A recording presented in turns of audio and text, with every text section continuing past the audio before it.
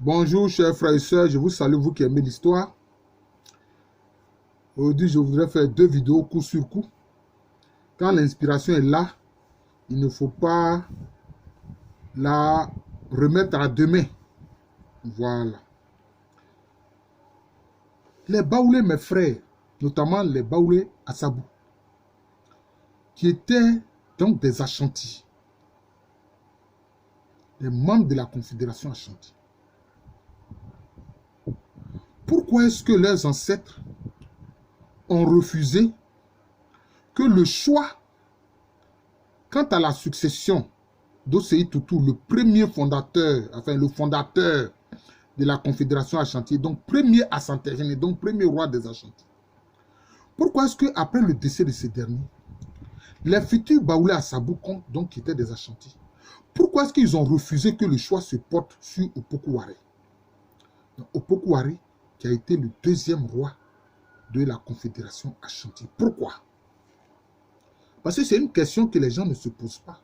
Pourquoi est-ce que la reine Ablapoku a pris la tête des frondeurs qui ont dit non, nous ne pouvons pas accepter que le choix se porte sur Opoku Ware et que Opoku Ware succède à Osei Tutu? Non, nous ne voulons pas de cela. Il y a une raison. Il y a une raison. Quelle est la raison? Dans le système successoral des Akans, évidemment en ligne matrilinéaire, hein, d'abord, parce que ce système-là en ligne matrilinéaire,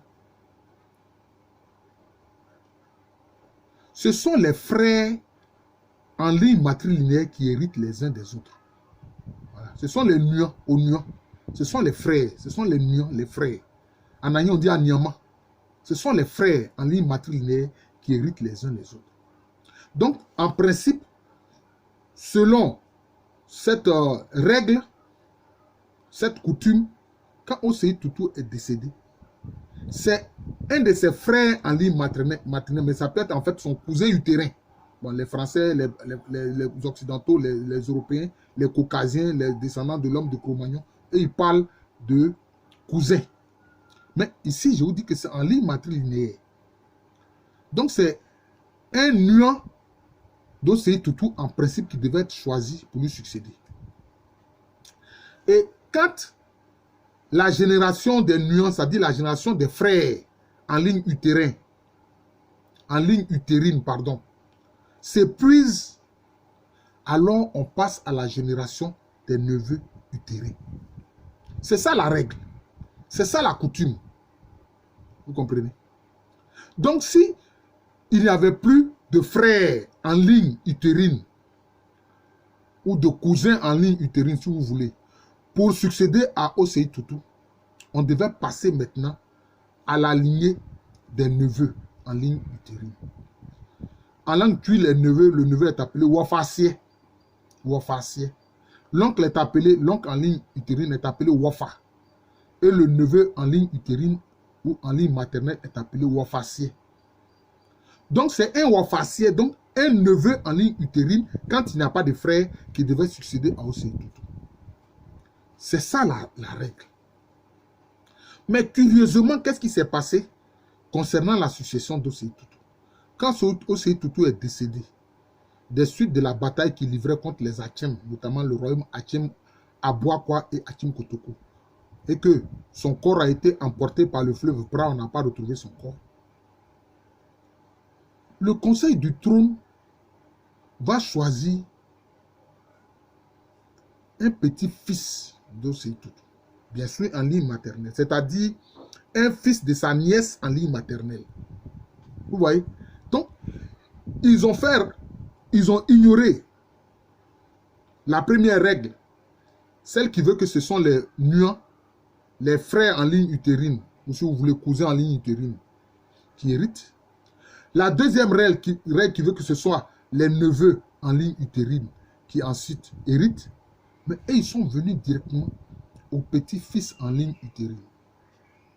Parce que, on le sait, Opoku Ware est le fils de la nièce d'Osei Tutu. La nièce d'Osei Tutu qu'on appelle Nyankon Kosiamwa. D'ailleurs, c'est lui qui a donné en mariage Nyankunko Siamois, au chef d'un sous-groupe Ashanti par la suite qu'on appelle les Amakom. En ce moment, le chef des Amakom s'appelait Edou Pani. C'est comme ça que Osei Tutu l'a convaincu d'entrer dans la confédération.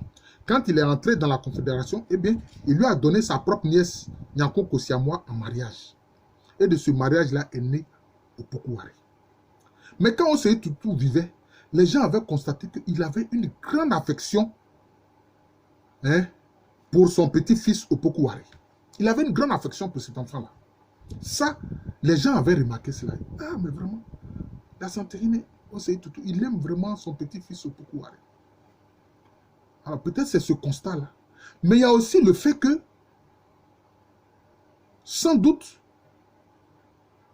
encore une fois, le grand conseiller d'Osei Tutu était encore vivant.